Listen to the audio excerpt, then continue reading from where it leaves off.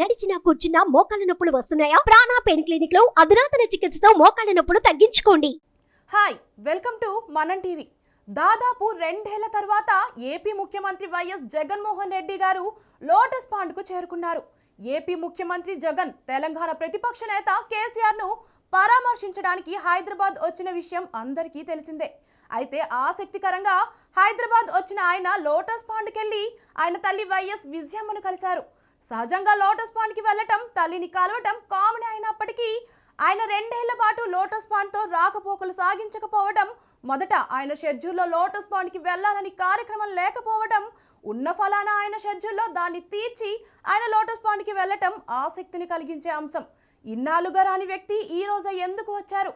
అది కూడా షర్మిల గారు కాంగ్రెస్ లో చేరుతున్న రోజు వైఎస్ విజయమ్మతో జగన్ లోటస్ పాండ్లో భేటీ కావడం రాజకీయ వర్గాల్లో చర్చగా మారింది. గతంలో వైసీపీ పార్టీకి గౌరవ అధ్యక్షురాలిగా పనిచేసిన వైఎస్ విజయమ్మ ఇప్పుడు ఆ పార్టీకి దూరంగా ఉంటూ కూతురుతోనే ఉంటూ వస్తున్నారు. మరి ఇలాంటి సమయంలో జగన్ భేటీని ఎలా చూడాలి అనే దానిపై ఎవరికి తోచిన ఊహాగానాలు వారు వేసుకుంటున్నారు. ఏపీ రాజకీయాల్లోకి షర్మిల రాకుండా రాజీ ప్రయత్నాలు ఏమన్నా విజయమ్మ ద్వారా జగన్ చేస్తున్నారా అనే అంశం ఇప్పుడు తెర మీదకు వచ్చింది.